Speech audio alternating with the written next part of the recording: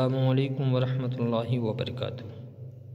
محترم ناظرین، آج میں پھر سبق نمبر 11 لے کر کے حاضر ہوں تاکہ جلدی سے جلد آپ کا تعمیر ادب حصہ 2 مکمل کر دیا جائے۔ بسم اللہ الرحمن الرحیم۔ نئی سواریاں، جو ہم جس میں سفر کرتے ہیں اس کے بارے میں بتایا ہے۔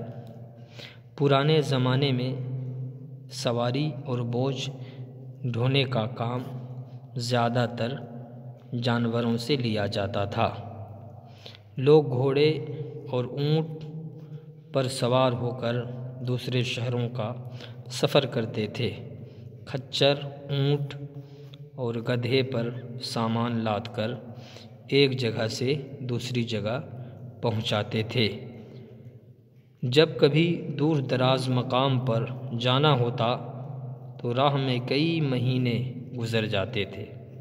سنسان بیابان میں چور اور ڈاکوؤں کا بڑا خطرہ رہتا تھا، کیونکہ یہ لوگ مسافروں کا سامان، روپیہ پیسہ لوٹ لیا کرتے تھے۔ جہاں میلوں جنگل ہی جنگل ہوتا، وہاں پانی نہ ملنے کے سبب مسافر ہلاک ہو جاتے تھے۔ جو لوگ لگاتار پیدل چلتے ان کے پاؤں میں چھالے پڑ جاتے تھے۔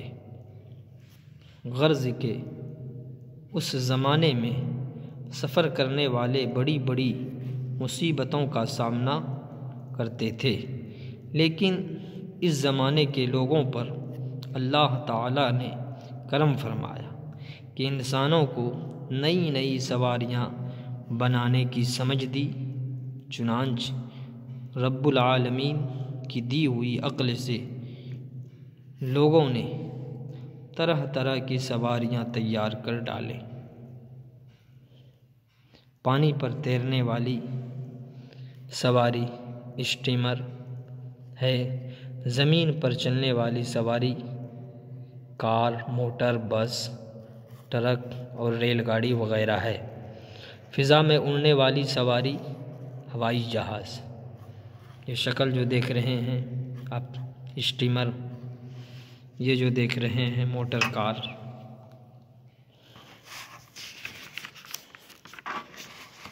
اور یہ جو تصویر دیکھ رہے ہیں یہ بس، یہ جو دیکھ رہے ہیں ٹرک، اور یہ ہے ہوائی جہاز۔ آج ان سواریوں کی بدولت ہزاروں میل کا سفر بہت آسان ہو گیا ہے۔ بچوں، اصل احسان اللہ تعالیٰ کا ہے، جس نے انسان کو عقل دی، دماغ دیا اور نئی نئی سواریاں بنانے کی ترکیب سجھائی۔ ہم لوگوں کو چاہیے کہ ہمیشہ اللہ تعالیٰ کا احسان مانیں، کبھی اس کی ناشکری نہ کریں۔ اب یہاں پر سوالات آتا ہے۔ سوال نمبر 1، پرانے زمانے کے لوگ کون سی سواری پر سفر کرتے تھے؟ گھوڑا، اونٹ، کھچر، یہ تمام جانوروں پر سفر کیا کرتے تھے۔ اس زمانے میں سفر کیوں آسان ہے؟ اس لیے کہ موٹر، بس، ہوائی جہاز، ٹرین، یہ تمام سواریوں کا ایجاد ہو گیا۔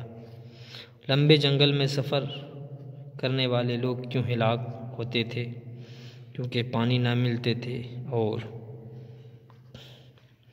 ڈاکوؤں نے حملہ کرتا تھا، اس وجہ سے بھی ہلاک ہو جاتے تھے۔